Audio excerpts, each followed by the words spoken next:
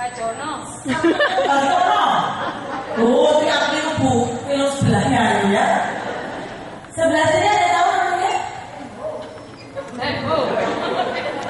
Rambo. Alkisah pada tahun 1953 ada seseorang yang ingin sekali menaklukkan puncak gunung Mount Everest di Himalaya.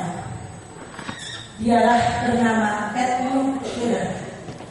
Untuk mencapai puncak gunung tertinggi yang pada tahun itu tidak pernah ada yang berhasil meraihnya, dia butuh bantuan seorang Sherpa atau pemandu. Dipilihlah pemandu itu bernama Tenzing Norgay. Mereka pun berjuang menuju ke atas dari gunung Himalaya tersebut dengan segala tantangan yang ada, badai, hujan salju, angin yang begitu kencang, semua ditembusnya. Sampai akhirnya mereka sampai di puncak gunung tertinggi di gunung Himalaya. Setelah sesampainya mereka di bawah, semua wartawan menghubungi Edmund Hillary dan berkata, "Selamat Hillary, Anda luar biasa sekali. Anda bisa menaklukkan gunung yang semua orang tidak bisa menaklukkannya." Tetapi ada satu orang wartawan yang mendatangi Tenzing Norgay dan dia bertanya, "Apakah Anda yang memandu Edmund Hillary?" "Ya, saya yang memandu Edmund Hillary." "Apakah kalau soal pemandu berjalannya selalu di depan?" "Ya, saya berjalannya selalu di depan." Berarti sebenarnya yang menjejakkan kami pertama kali di puncak gunung Mount Everest adalah Anda, Tenzing Norgay, bukan Edmund Hillary. Ya, selama perjalanan saya selalu berada di depan Edmund Hillary. Tetapi pada saat satu langkah sebelum mencapai puncak Mount Everest, saya mempersilahkan Edmund Hillary untuk menjejakkan kakinya di puncak gunung tertinggi itu. Kenapa Anda lakukan itu? Seharusnya Anda orang yang pertama bisa menjejakkan kaki di Mount Everest. Tidak, kata Tenzing Norgay. Itu adalah cita-cita Edmund Hillary dan bukan cita-cita saya. Dalam kehidupan kita, banyak orang yang selalu berperan sebagai Tenzing Norgay untuk kesuksesan hidup kita. Kita semua bisa berkumpul di sini. Kita semua bisa berdiri duduk di sini karena ada Tenzing Norgay yang luar biasa yang ada di balik kehidupan kita. Mereka yang telah mengantarkan kita untuk bisa ada di ruangan ini.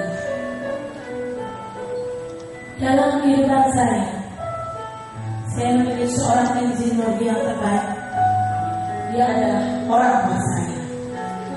Seperti Hillary dan Tenzing, akhirnya namanya pun diabadikan menjadi Bandara Tenzing Hillary di Lukla Rekal karena prestasinya yang luar biasa yang dikenal sampai saat ini. 29 Mei 1953, dua orang yang luar biasa ini telah berhasil menaklukkan gunung tertinggi di dunia yang sebelumnya tidak ada orang yang berhasil menaklukkan. Dalam kehidupan kita, pastilah ada Tenzing Norgay yang luar biasa yang rela berkorban dalam hidupnya untuk kesuksesan kita. Dalam kehidupan Anda, siapakah Tenzing Norgay? Apa yang telah Anda lakukan untuk mereka? Mereka yang selalu siap mengantarkan Anda dengan doa-doa terbaiknya di sepertiga malam terakhir. Mereka yang selalu mendoakan dalam setiap lantunan kata-katanya agar menjadikan kita semua menjadi orang-orang yang sukses untuk agama kita dan untuk bangsa kita. Kita pasti orang-orang yang luar biasa itu di balik kita semua. Dalam kehidupan saya memiliki tensiologi juga. Jika orang mengenal nama saya pendek, Dr. Vivi, sebenarnya nama saya satu gerbong. Nama saya Martina Silviarini Surya Widanti. Sudah boleh Bu ya? Ternyata nama sekampung ini kata orang nama itu adalah doa. Begitu juga dengan nama saya. Nama Martina diambil dari Martina Navratilova. Ada yang tahu Bu Martina Navratilova? Tinju? Oh, tenis, alhamdulillah benar. Biasanya bisa menjawab itu tawan umurnya. Bercanda ya. Martina Navratilova adalah seorang juara badminton tenis 9 kali berturut-turut. Oleh karena itu mama saya pengen banget saya jadi orang yang berprestasi, gitu judulnya. Tapi kalau orang Jawa sungkan ambil Navratilova-nya. Karena saya lahir di bulan Maret, tanggal 15 Maret ya Bu, boleh dicatat ya. Ya, sebentar lagi. Makanya diambil nama Martina. Silviarini diambil dari kata Silvestris yang artinya cemara gunung. Karena papa saya kerjanya di perhutani. Kalau cemara gunung itu kan adanya di gunung ya Bu. Kalau di pantai namanya cemara pantai gitu ya. Cemara gunung adanya di gunung, kadang-kadang kena angin ribut, badai, topan, dan berdek juga ya. Harapannya bisa menjadi orang yang segar dalam hidup. Surya berasal dari kata matahari. Karena kalau matahari gunanya apa ya Bu? Menyinari ya kalau itu menerangi, jemur pakaian, jemur bapak, jemur semuanya Bu. Harapannya bisa berguna bagi orang. Widanti dari kata Widanto, dokternya, Jawa sungkan. Kalau tidak ngambil nama dokternya juga, lengkaplah nama saya sepanjang itu. Dalam perjalanan hidup saya bahagia sekali dengan orang tua saya. Waktu SMP saya jadi tempat curhatnya teman-teman saya. Aduh Fir, mamaku tuh gak pernah pulang, gak kemana? Arisan. Aduh Fir, mamaku gak pernah pulang, gak kemana? Jalan-jalan. Saya bilang, kalau orang gak bilang kasihan deh loh, gitu ya. Teman-teman kalau begitu. Tapi ternyata ibu bapak-bapak itu gak boleh sombong. Setelah saya ngomong gitu, beberapa saat kemudian tiba-tiba mama saya tambah kurus. Kalau orang wanita tambah kurus, sampai kalau saya bisa kurus gitu ya. Kira-kira gimana tuh? Senang atau senang Bu? Senang mama saya pun seperti itu. Setiap lihat kaca tambah kurus ya. Tambah kurus walaupun ini jentiknya sudah bahagia gitu ya. Begitulah mama saya. Tapi dalam perjalanannya ternyata setelah periksa ke dokter, beliau terkena kanker ovarium stadium 4. Yang waktu zaman saya kecil dulu di Malang belum bisa untuk kemoterapi. Jadi harus setiap bulan berangkat ke Surabaya. Biasanya selalu ada ibu di rumah, tiba-tiba tidak ada. Itu terus. Sampai tiba-tiba di suatu pagi, mama saya berkata, sesepi, mama sesat. Setelah 12 kali operasi, sesat. Langsung dibawa dengan kakak saya ke rumah sakit. Setiba di UGD, saya tak boleh masuk. Lama sekali. Tiba-tiba kakak saya keluar dan berkata, ini ternyata Allah itu lebih sayang sama mama. Saya nggak paham maksudnya lebih sayang itu apa. Lo kenapa? Lebih sayang sama mama. Lo kenapa? Sudah ya, sabar. Dan baru saya keluar ternyata mama saya meninggal. Disitulah saya kehilangan motivator besar dalam hidup saya yang membuat saya selalu semangat untuk meraih ranking tertinggi dalam hidup saya. Di SMA itu saya belajar nggak masuk, belajar tetap aja nggak penting. Akhirnya saya ranking 24 dari 25 siswa. Hanya ada satu orang yang tidak beruntung di belakang saya karena saya tidak masuk. Kira-kira Bu, kalau ada siswa yang biasanya ranking terus, tiba-tiba dia jadi ranking bontot, gimana rasanya? Sedih banget, down banget. Apalagi dia tidak bisa bangkit. Tapi di suatu pagi, saya melihat sosok yang membangunkan saya di sebuah hari, yang selalu tersenyum, yang selalu membuat saya bisa bangkit. Ternyata saya masih punya papa saya yang setiap pagi membangunkan saya, yang setiap pagi selalu dengan sabar menemani saya, yang selalu berusaha mengatakan kamu tuh bisa bersih, kamu tuh pintar loh, kamu tuh disayang sama mama, kamu harus bisa bangkit. Akhirnya saya tersadar saya masih punya permata yang luar biasa dalam hidup saya. Kenapa kok saya harus sia-siakan? Dan situ pun saya berusaha untuk bangkit, karena ayah saya bukanlah tipe orang-orang yang suka mengeluh.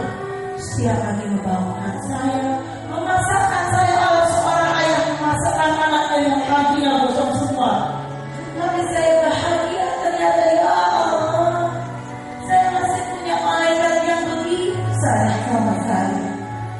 Waktu pun terus berjalan, dan tibalah saat UMTS. Waktu itu di Sangat Takwida Brawijaya, di depan yang nunggu UMTS saya belum memilih pilihan pertama. Saya tahu bahwa saya ingin saya jadi dokter, karena sejak kakek saya dulu sudah dokter. Dan papa saya sempat masuk kedokteran walaupun harus keluar karena harus membiayai adik-adiknya karena kakek saya meninggal. Akhirnya saya putuskan hari itu, bismillah, saya pilih Fakultas Kedokteran Universitas Brawijaya. Karena tidak, saya telah mencoba yang terbaik. Waktu terus berganti, hari terus berganti, tibalah masa pengumuman. Hari itu papa saya bangun pagi, mandi pagi, sholat dan langsung beli koran. Karena dia katakan, di bawah koran itu ke saya dan berkata, "Vi, dibuka, cari namanya sendiri." Dan papa saya belum membuka. Saya buka, buka. Ada nama saya. Saya buka IPS. Gak ada lagi buku nama saya. Ya Allah, masa mengecewakan orang tua ya.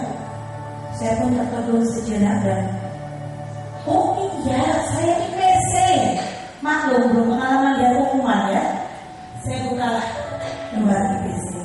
Saya telusuri baris demi baris, dan akhirnya saya menemukan nama saya, Martina Silviani Suryawidyanti. Pada hari itu saya melihat senyum seorang ayah yang begitu bahagia melihat putrinya bisa masuk Fakultas Kedokteran Brawijaya. Saat itu saya melihat senyum seorang hamba yang begitu bersyukur pada Rabb-Nya. Kalau boleh memilih, saya tidak ingin hari itu berganti karena saya melihat senyum yang paling indah hidupnya. Tapi life must go on. Hidup harus terus berjalan. Hari-hari pun di sini Universitas Brawijaya Fakultas Kedokteran sebelah sana, di laboratorium anatomi kadang-kadang pingsan karena membedah kadaver, kadang-kadang mabuk kena bau yang formalin. Tapi saya tetap semangat kuliah di kedokteran. Saya mau jadi dokter. Saya ingin banggakan orang tua saya. Tiba-tiba di hari ke-15 saya mendengar satu suara. Saya lari ke sana, ke kamar mandi. Pak, kenapa? Tidak ada suara. Saya ketuk lagi, Pak, kenapa? Tidak ada suara. Saya ketuk lagi lebih keras, Pak, kenapa? Buka. Kenapa? Tetap tidak ada suara. Tiba-tiba ayah saya keluar berteriak ini, "Tolong sang papa beliau ke kamar, saya berikan teh hangat, saya lari ke tetangga, saya ketuk pintunya, biasanya tidak pernah terbuka oleh siapapun. Tolong, bantu papa saya ke rumah sakit, tolong, kata begitu. Akhirnya tetangga saya itu dibawa ke UGD RSU. Nah, ini tinggal saya lari ke saudara, lari ke seperti jantung, lari semuanya. Tiba-tiba kembali ke UGD. Ayah saya nggak ada. Ya Allah, nggak ada kemana? Saya tanya ke susternya, Ibu,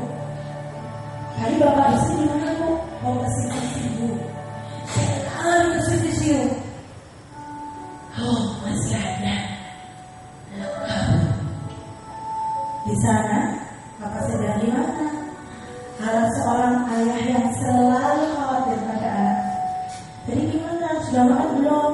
Sudah minum belum? Rumahnya sudah dikunci apa belum? Sudah istirahat dulu. Sholatnya ya Pak ya. Saya pun menyuapi anak saya.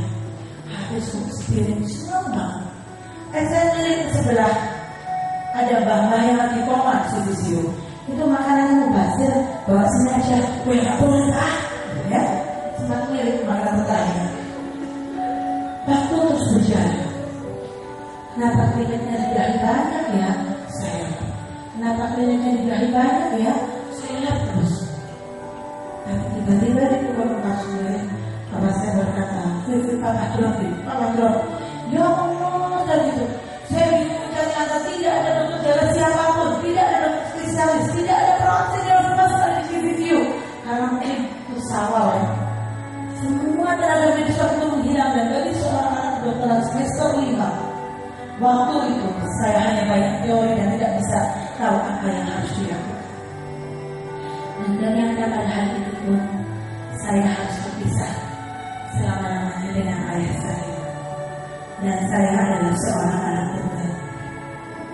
Waktu itu saya berkata, ya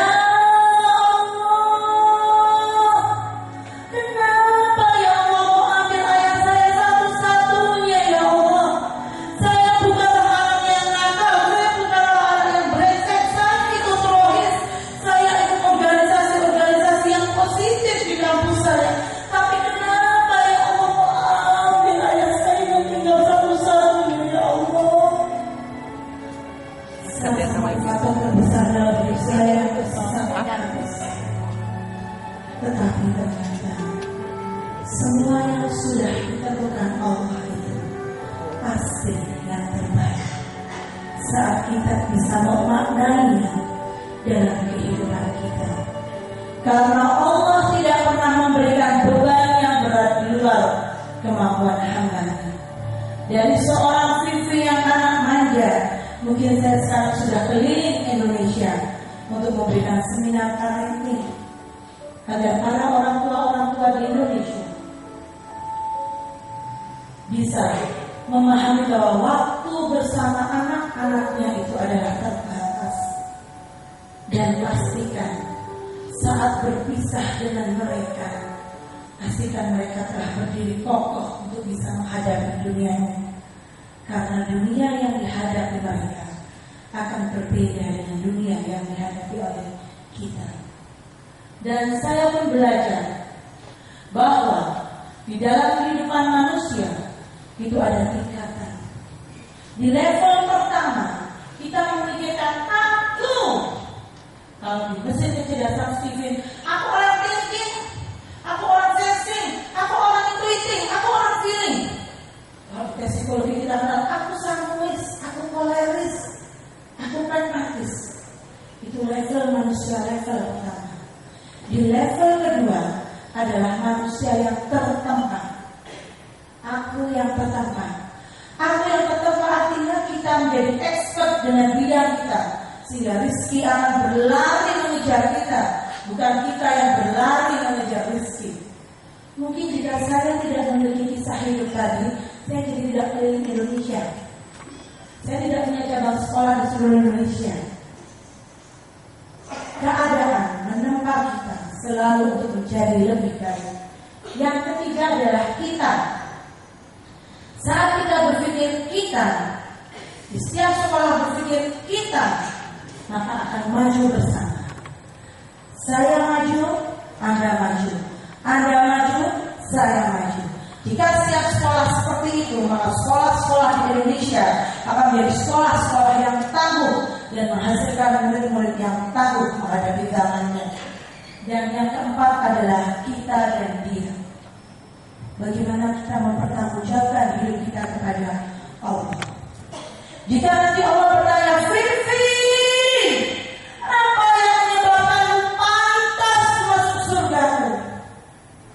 Saya akan jawab, ya Allah, izinkanlah apa yang saya sampaikan bisa bermakna untuk orang-orang yang bisa menjadi pendidik bagi anak-anaknya, pendidik bagi murid-muridnya, dan bisa menjadi tiket saya bisa masuk surga dan memberikan ilmu yang bermanfaat yang semoga bisa mengalir pada orang tua memiliki teknologi dalam hidup kita, pastikanlah kita membanggakan teknologi dalam hidup kita. Pada hari ini izinkanlah saya diberi kesempatan untuk menyampaikan mengenai masalah gadget. Kita sering sekali mendengar masalah gadget dalam hidup kita. Bahkan ada iklan berkata, jangan gini, nggak punya HP, ya. Tapi sebenarnya ada nggak yang tahu kan masih artinya gadget? Ada bu? Oh, tenang damai lagi, oke. Kalau semuanya tenang damai, silakan diangkat tangannya. Saya memang tahu guru-guru Indonesia itu kalau ditanya sikapnya rendah hati. Saat ditanya langsung tawadhu. Menundukkan pandangan, gadul basornya. Karena rendah hati tidak sombong dan suka menabung, ya. Tepuk tangan buat semua yang ada di sini. Karena saya yang di depan, izinkanlah ya, saya memberikan sedikit instruksi. Silakan diangkat semua tangan kanannya. Insya Allah semuanya lengkap tangan kanannya. Silakan diletakkan di bahu temannya. Ayo, bahu temannya nanti siapa akan pilihnya? Bahaya loh, bahaya. Ya, ingat untuk menjadi seorang pembelajar sejati harus mengikuti kata-kata gurunya. Ikuti kata-kata saya. Ini bukan kuya-kuya ya bu ya, tapi ikuti kata-kata saya. Pak Bu, pengen pintar, pengen punya masuk, pengen pulang bawa sertifikat. Oke, HP-nya sudah di silent. Nanti kalau main-main HP, lihat-lihat WA, upload Facebook, gadgetnya baru boleh disodakokan ya. Mohon maaf ya materinya, kadang ada gambar konsentrasi kalau benar HP-nya langsung lupa. Nah diomongkan jadi kita akan mulai dari awal lagi, kita pulang isya. Nah sekarang jalannya kanan kiri bu, sebelahnya. Sebelahnya yang muhrim ya, yang muhrim jalan kesempatan. Ya, biasanya pembalasan itu lebih apa bu? Saya lebih lalu. Boleh lebih keras biar bangun ya. Terima kasih sudah diingatkan. Dan mantap dulu. Terima kasih sudah mengingatkan dulu. Nanti kalau gadget saya nyala, ambil aja sobi. Mohon dengan segala kerendahan hati, HP-nya kita sayang dulu. Kita berusaha fokus untuk melihat materi. Karena ternyata penelitian membuktikan saat kita mengerjakan hal atau belajar tidak dengan fokus atau multitasking, ternyata neuron otak kita akan terpotong. Sehingga kita setelahnya dulu. Oh ya istilah itu loh. Itu loh. Yang emaknya tadi ya. Dulu udah tahu sekarang lupa itu. Nah, itu.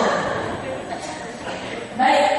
Saran kedua, kalau ikut seminarnya Dr. Sufi, Dr. Kanting itu harus bahagia bu. Apa ciri-ciri bahagia? Senyum. Coba senyum ke kanan kirinya dulu. Cek dulu. Sebentar bu, senyum itu ada teorinya. Ya, 2 senti kanan, 2 senti kiri, ditahan 7 detik. Coba, pakai dulu. Ada yang terlalu kecil, ada yang terlalu ombo ya. Bu, kalau sini udah gini, itu merilis namanya bu kalau gitu. Pasti kan air matanya agak disipitkan, apa ini ya, pipinya agak dinaikkan. Coba, dicek dulu sudah cantik belum? Yang belum cantik ada sertifikat ya pak ya? Yang belum ada sertifikat. Sudah? Oke, alhamdulillah. Sedangkan yang ibu tidak tersesatkan tadi ya? Oh, alhamdulillah. Dan nanti kita partisipasi aktif. Jadi kalau kita angkat tangannya diangkat bu, cuma ngapain sih itu nah, jangan gitu nanti kalau foto nggak keren, nggak eye-catching. Oke, balik lagi apa sih gadget? Bolak-balik kita bilang bocah gadget ya. Apa gadget itu? Alat apa bu? Banyak alat bu. alat komunikasi yang modern. Alat komunikasi, oke. Sedikit lagi nyerempet bu. Ditabrak bisa.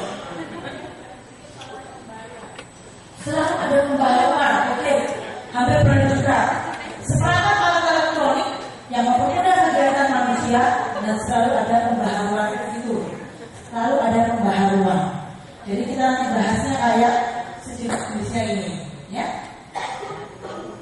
Sejenisnya TV, kita bahas DVD juga. Nanti kita bahas HP, PlayStation dan game online berkaitan dengan ini. Jadi kita akan langsung podcast sama kulkas ya, walaupun dia seperangkat alat elektronik. Kenapa sih? Saat ini menurut Ibu Elisman dikatakan bahwa negara kita saat ini sedang dalam bencana, dan bencana itu ada di tangan anak kita, yaitu melalui gadget.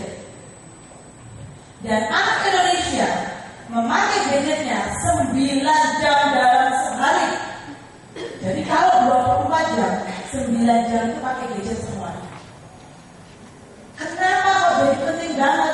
Karena ternyata 46 juta anak di usia 0 sampai 9 tahun. Siapa yang muridnya di usia ini? Boleh angkat tangan? Oke. Yang bawahnya 44 juta anak usia 10 sampai 19 tahun. Siapa yang muridnya di rentang ini? Oke ya. Mereka di tahun 2045 nanti mereka menjadi generasi emasnya Indonesia. Indonesia itu negeri katulistiwa, Bu. Kaya banget. Ternyata ada yang gak suka, Bu, kalau Indonesia maju. Nyerahnya oleh siapa? Ke anak-anak. Sehingga pada tahun 2045 nanti mereka tidak bisa memimpin bangsanya. Kita sebagai pendidiknya harus bisa ikro, harus aware. Gimana nih? Saat ini saja realita penduduk yang sangat mengkhawatirkan adalah 93% dari 100 anak SD telah mengakses pornografi. 21 dari 100 remaja sudah melakukan aborsi. Kemarin saya diminta berbicara di suatu SD. Kebetulan di SD tersebut wali muridnya ada wali murid saya juga. Beliau bilang begini, Dokter Pipi, bantuin dong di SD anak saya. Kenapa, Bu? Saya kemarin itu kan pulang sekolah tuh. Ada anak kelas 3 SD kumpul-kumpul di pintu karena SD-nya boleh bawa HP. Mereka cekikikan semua, ih lucu ya, keren-keren. Biasa Bu ya, ibu kan ada radar ya. Ngapain? Mendekat suka tadi ya. Kamu lihat apa sekarang? Gak usah lihat deh. Kamu lihat apa sekarang? Gak usah lihat deh. Kira-kira kalau ibu itu gitu gimana, Bu? Nah, lu yang sapangannya semakin memudah ya. Dan apa yang mereka lihat ternyata mereka lihat video porno. PF polos, kawan-kawan anak iman gak merasa bersalah. Anak kan biasa kayak gini sama ujian malam. Merinding sih Bu itu dari bawah ke kepala sekolah. Artinya apa, Bu? Ada saat mereka ditanya itu mereka udah gak malu, Bu, lihatnya itu. Kamu dapat dari mana sih tayangan ini? Di share anak kelas 5 katanya. Kenapa rasa bersalah? Sering kok anak dapetin malah dia lebih seru dari yang ini dengan biasanya. Ya. Kemudian 135 anak korban kekerasan, 5 dari 100 remaja tertular penyakit seksual, dan 63 dari 100 remaja sudah berhubungan seks di luar nikah untuk era tahun 2016 ini.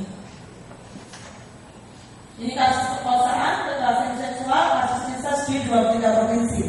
Kemarin ada ustaz saya bercerita, seorang ibu tidak berani meninggalkan anaknya 6 SD sama adiknya kelas 3 SD. Karena apa? Kalau ditinggal berdua di rumah, kasus ini terjadi. Saking si kakak sudah kalau nggak lihat pornografi sekali deh, enggak. Sudah terpapar pornografi dan dia ketagihan, sudah edik, pengen melakukan. Dan ini semua awalnya berasal dari game. Mereka ini adalah anak-anak di era digital. Yang kita sekarang harus pahami, kita hidup di beberapa generasi. Yang pertama adalah generasi X, dilahirkan di tahun 1965 sampai dengan 1980. Siapakah di sini generasi X? Adakah yang tersisa? Oh, ini patut dilestarikan ini generasi X ini soalnya. Generasi X itu adalah generasi yang dibesarkan oleh orang tuanya yang dulu bekas korban perang dunia kedua. Jadi apa hasilnya generasi X? Orang tuanya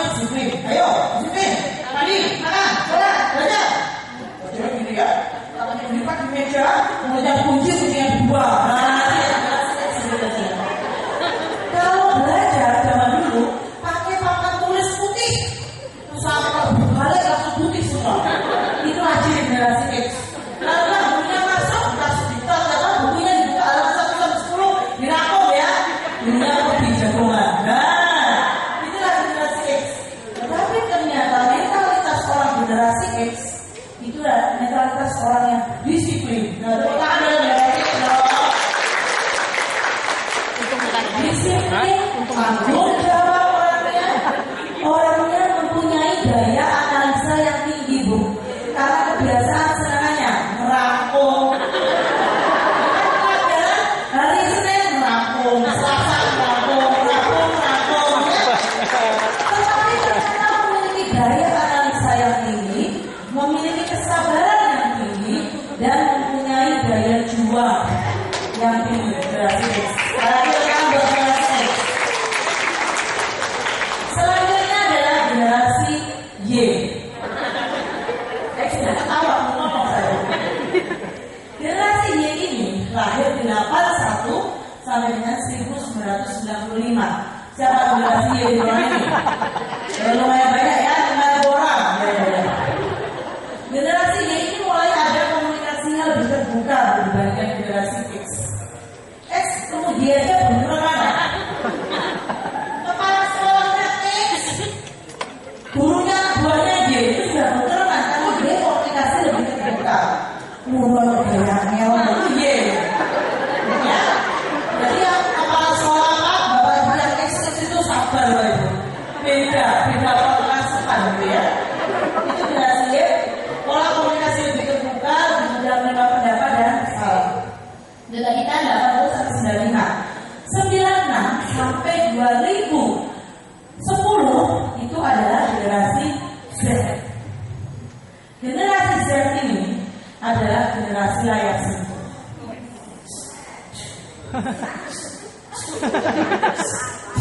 Ganti siap layarnya ganti.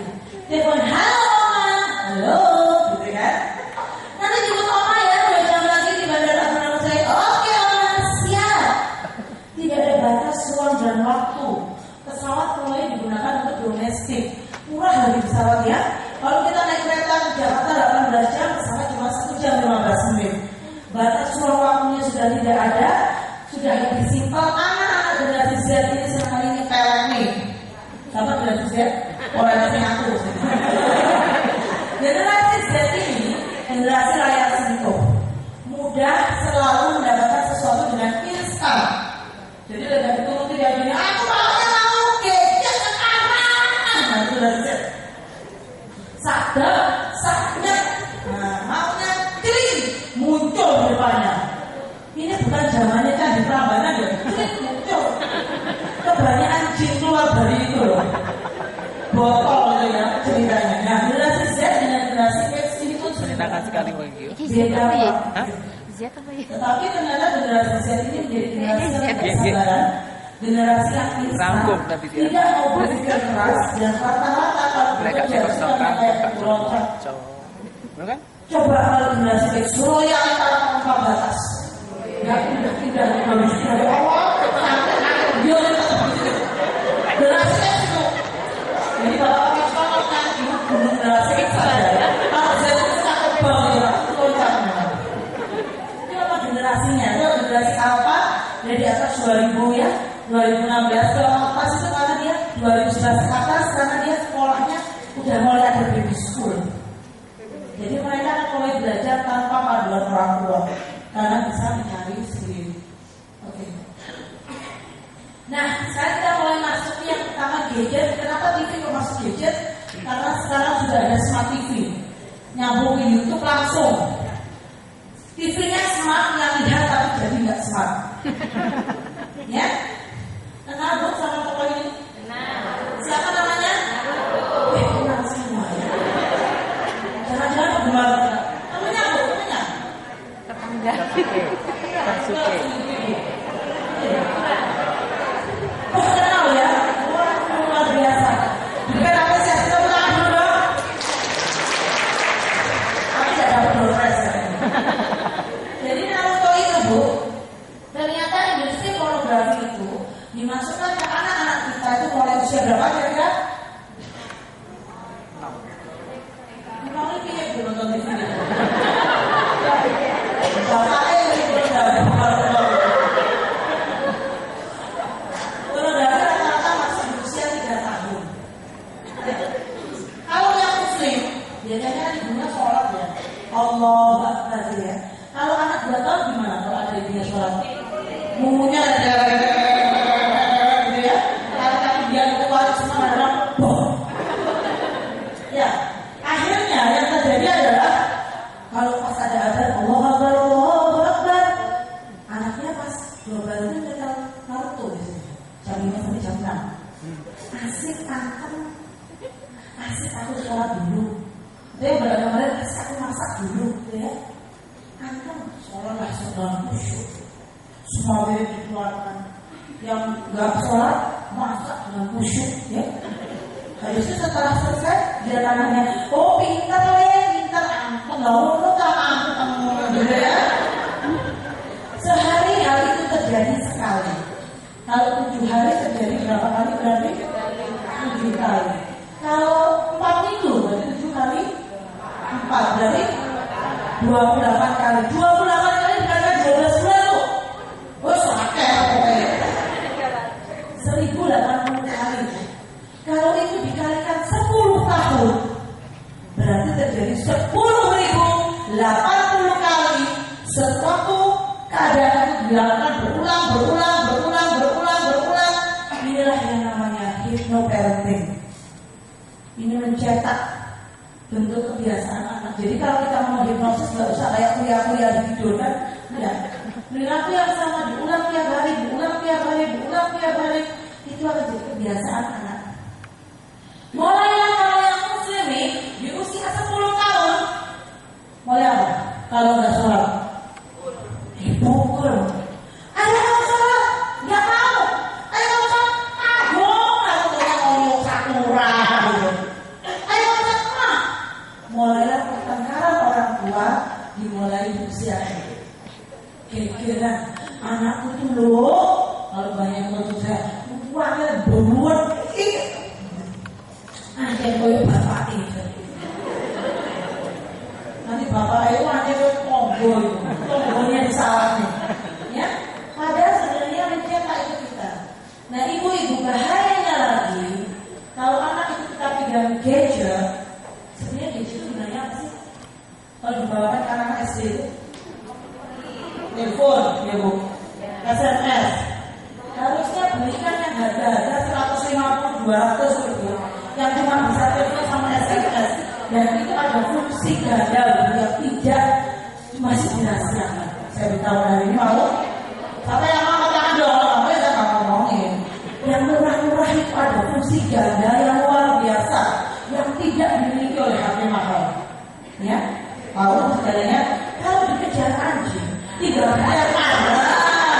Ya enak, tapi kami yang mahal. Enak sedikit aja. Ya.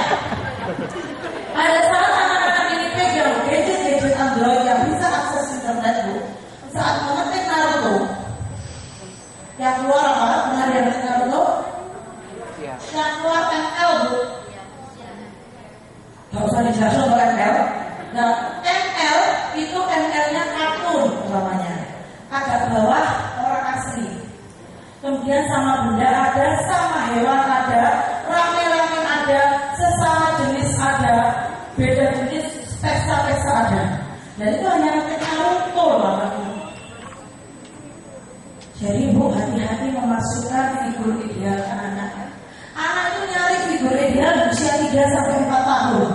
Mana yang sering dimasukkan ke anak itu jadi figurnya dia. Naruto itu menang hebat karena apa? Pinter bertali, jagoannya karena tawuran. Jadi jangan heran kalau dipegang. Nah, tontonannya bu. Terus kalau saya janganlah anak-anak perempuan itu bu ditontonin Frozen, ditontonin Cinderella, ditontonin lagi Putri Salju. Nah kok anaknya bu, saya bisa tentang Putri Salju. Kalau saya itu semuanya dari barang saya. Bu, ternyata anak-anak kecil itu tergantung apa yang dia baca dan dia lihat, itu akan mempengaruhi dia jadi apa besok. Kalau anak perempuan itu bu suka dilihat putri-putri tadi, putri itu di mana Putri Salju itu? Dia akan datang pada yang sudah putih, datang dengan mulia, takut,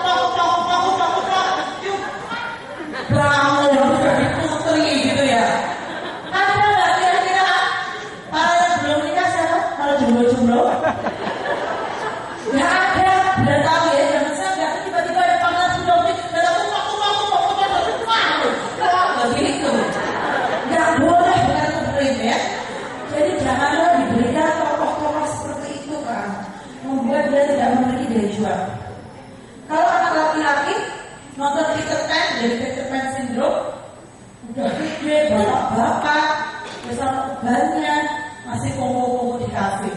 karena dia merasa selalu muda.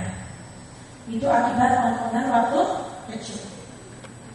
DVD, apa bahayanya DVD buat anak? Anak-anak kita tadi Bu, yang sudah terpapar pornografi, pinternya pornografi itu ya, kalau udah terpapar sekali. Ingat nggak film kita zaman generasi X? Berubah. Kamu? Oh, kamu justru berubah sama boleh. Sailor Moon, berubah. Jadi Sailor Moon ada dari rumah aja ya.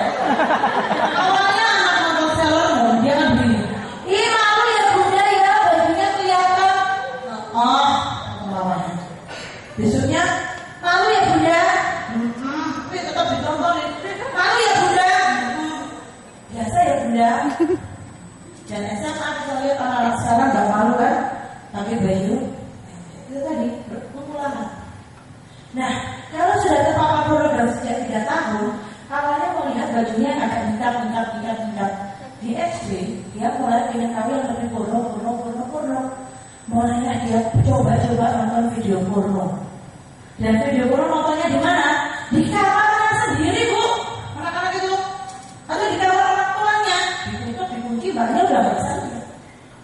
Mau video porno 8.000 aja. Beli di jalan dulu banyak. Ya, mereka nonton video porno itu murah meriah. Gimana teh? Ya, mereka merasa butuh. Semakin porno itu oleh industri pornografi. Kenapa disasar mulai anak? Kita lihat ya, bagaimana sebenarnya efek pornografi itu merusak otak anak kita.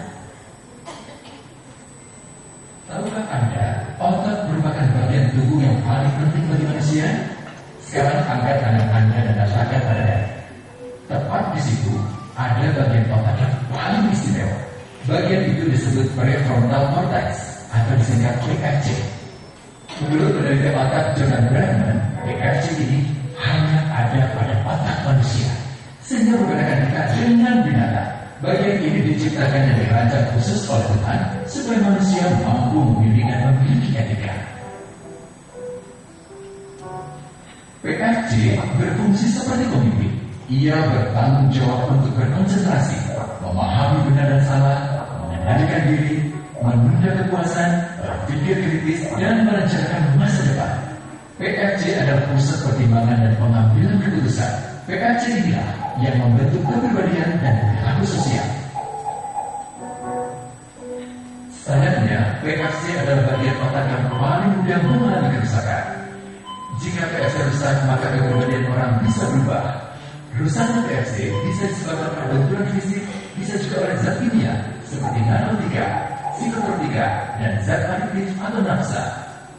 Dan ternyata penyebab paling rusak juga pornografi yang disebut narkotika lewat mata.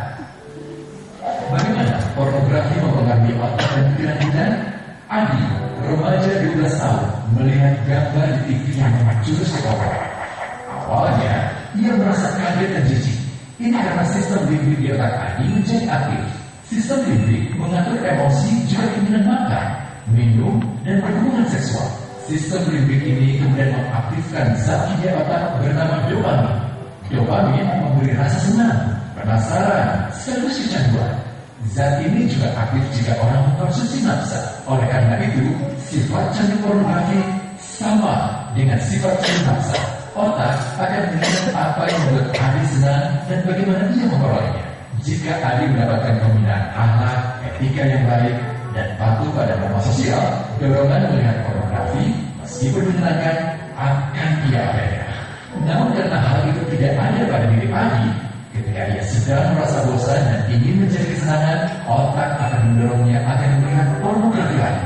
Namun lama-lama, Adi bosan melihat jenis gambar yang sama dan butuh yang lebih porno untuk memicu rasa senang. Sekarang, dengan internet, pornografi menjadi jauh lebih mudah didapat. Pertama, Adi membuka internet dan tidak sengaja melihat gambar yang menjurus ke porno. Berikutnya, ia sengaja membuka lagi untuk melihat yang lebih porno. Awalnya melihat yang sedikit terbuka, lama-lama semua Semuanya terbuka. Awalnya melihat 1 menit, lama-lama 1 jam. Adi mengalami kecanduan pornografi. Bagaimana kerusakan PFC akibat kecanduan pornografi? Secara alamiah, dopamin dialirkan dari sistem limbik ke PFC. Orang yang kecanduan pornografi akan mengalirkan dopamin secara berlebihan sehingga membanjiri PFC. PFC menjadi tidak aktif karena terendam dopamin. Semakin sering PFC tidak aktif, ia akan semakin mengeluh dan fungsinya terganggu. Sistem limbik justru akan berkembang semakin besar karena terus mengaktifkan dopamin, sehingga Adi cenderung untuk terus mencari kesenangan tanpa takut atas akibatnya. Jika tidak ditangani segera, Adi berpeluang besar menjadi pelanggan pornografi seumur hidup dan mengalami kerusakan otak di bagian PFC. Awalnya ia akan kehilangan konsentrasi, penurunan kemampuan menimbang benar dan salah, serta berkurangnya kemampuan mengambil keputusan.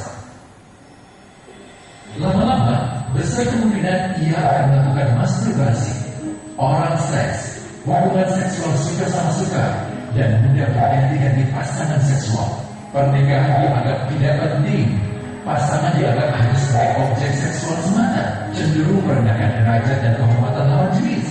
Selera hubungan seksualnya pun tidak sehat dan seenaknya, kasar sampai tega memperkosa. Manusia jadi tidak ada bedanya dengan binatang. Inilah dampak yang terjadi akibat kerusakan PFC. Ahli bedah otak Donald Hilton Jr. mengatakan jika difoto menggunakan alat magnetic resonance imaging, otak yang rusak akibat pornografi memperlihatkan hasil yang sama dengan otak yang rusak karena kecelakaan. Ia juga mengatakan berbeda dengan dampak massa yang merusak otak di 3 bagian. Candu pornografi yang sudah melakukan hubungan seks dengan anak-anak mengalami kerusakan otak di 5 bagian. Terbukti pornografi pada anak lebih bersifat merusak karena PFC belum matang dengan sempurna. Tapi untungnya, otak anak yang belum sempurna ini masih muda hidup. Pengaruh pornografi bisa lebih mudah dihilangkan asal ada usaha untuk memulihkan dengan sabar. PFC ya. PFC itu kalau kita lihat ada di atas alis kanan kita. Sini ya. Inilah otak direktur yang membedakan kita dengan hewan. Jika dia terendam dopamin, maka otak PFC prefrontal cortex ini akan mengkerut. Dan jika mengkerut, anak-anak yang bersama gadget dipanggil ibunya, bapaknya, atau gurunya. Ada yang sudah belajar belum? Sudah. Makan dulu, mah. Kasar, agresif. Karena PFC-nya sudah tidak berfungsi. Anak-anak yang sering nonton TV, Bu, TV itu kan iklannya durasi detik atau menit. Detik, setiap detik berganti. Ya. Sehingga dia cenderung sesuatu yang cepat. Jadi kalau gurunya seperti saya di depan kelas menerangkan dia anak-anak, coba dibuka bukunya halaman 10. Dia gini, kan dulu tuh guru itu di remote gak respect kali. Nah seperti itu. Yang jadi suka lihat keluar, gangguin temennya di depan, karena dia terbiasa otaknya berlompatan dengan cepat. Jadi tidak aman. Harusnya memegang gadget itu ada SIM-nya juga. Seperti kita naik kendaraan. Bayangkan saja jika anak kelas 1 SD, Bu, disuruh naik motor, kira-kira apa yang terjadi? Jatuh, kecelakaan, atau dia teriak-teriakan karena dia masih tidak punya filter yang baik dan buruk. Sama dengan penggunaan gadget seperti itu. Efeknya pada